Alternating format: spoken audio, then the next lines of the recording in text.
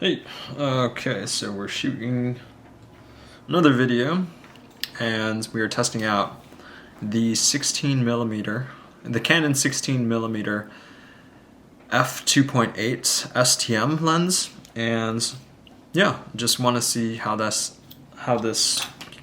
lens is. Sharpness wise, I hear that in the middle it's super sharp, and then on the edges it's not as sharp.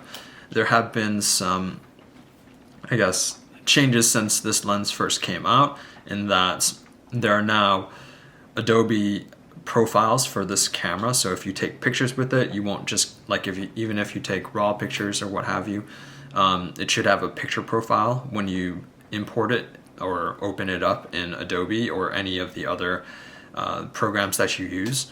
And it should have the profile where it allows you to remove all of the fringing and whatnot. So you can probably see a little bit of it here around the entire lens where there's some distortion because it's a super wide lens at 16mm. We're in C-Log, currently testing that out too, so I'll have to color grade this a wee bit. And yeah, you can see the focusing as well. I think that's too close focusing wise.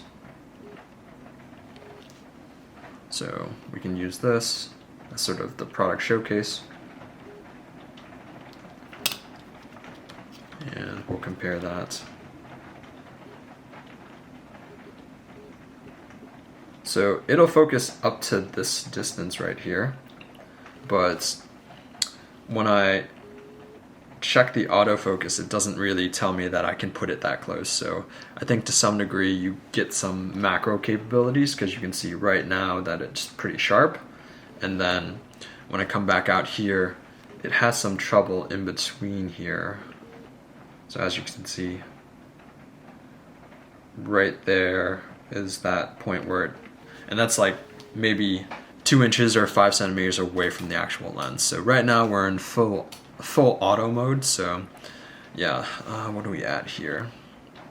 So we're at 1/30th of a second shutter speed, f2.8, and 8000 ISO. So yeah, we'll take this and walk around with it a little bit and see how it does, because I imagine that one would want to use this.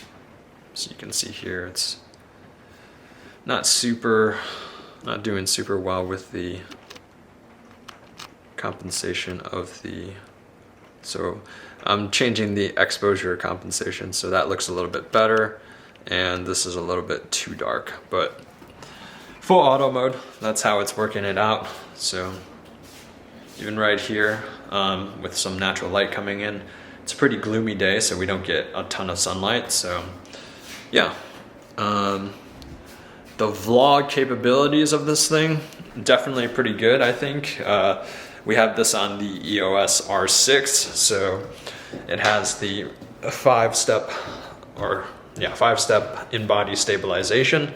So it should be decent, even though that the lens itself does not have stabilization. So yeah, just walking around, and we can flip it around and then do a little bit of running as well, see how that looks.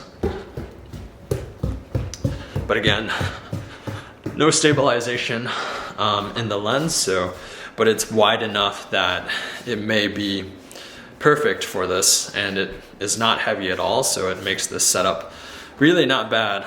And I imagine this would be better than using a GoPro.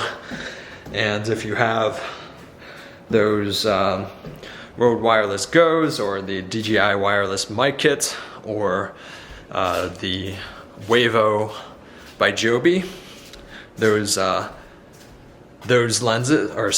microphones, then you can get some wireless audio as well.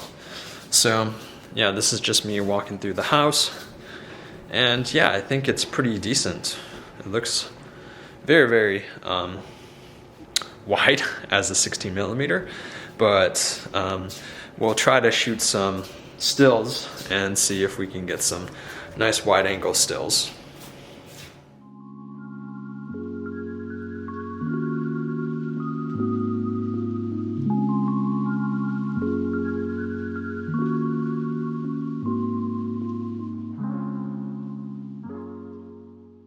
Okay, and those are some stills. I think one of the things to mention is that unlike the 50mm and the 35mm, which are roughly the same size and roughly the same, let's say, like, yeah, it's roughly the same lens, except one is 35 and one is 50. The one thing to mention about this one is that there's no switch to turn the autofocus on and off. So that's super annoying. If you flip the button back, change the aperture or shutter speed or whatever your customized button is. So this is great in allowing you to do that. Probably wish it had optical stabilization as well in the lens, but yeah, I think with the price of this, you get what you pay for, and probably wish it was at 1.8, but you can still get pretty good shallow depth of field. Thread on this one is 43mm.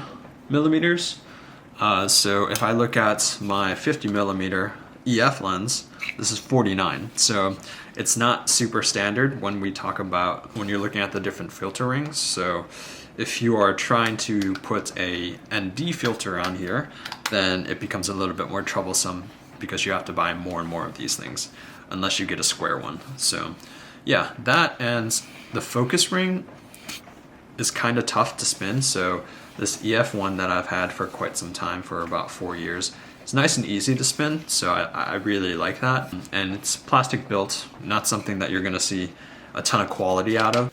Okay, so this is with the 16mm. It's an auto, and it's also in enhanced movie or digital stabilization mode. So this would be similar to, it's really dark. Oh, it's boosting it up really high.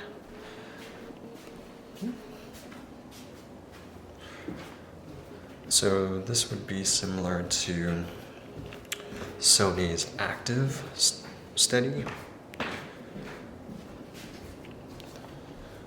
As you can see, the ISO getting boosted up really high because we were in like pitch black scenarios. And everything's in auto, so that's what you're seeing here. And you can see the 16mm cropped in quite a bit, so we'll switch it off of movie or off of enhance and just keep it stabilized. Okay, so this is with the digital stabilization on, and just me walking around here. You can see how it cropped out a little bit more, and then if I switch it off, which I'll do now, you can see it crop out even more. So this is the true 16mm from this lens, and just with the IBIS and no digital stabilization. Now with a wide angle like this, you won't really see much of an issue with this, and honestly, like, you can walk around like this and the stabilization is pretty good. So, but yeah, let me know in the comments what you think, and we'll talk to you in the next video. Thank you for watching.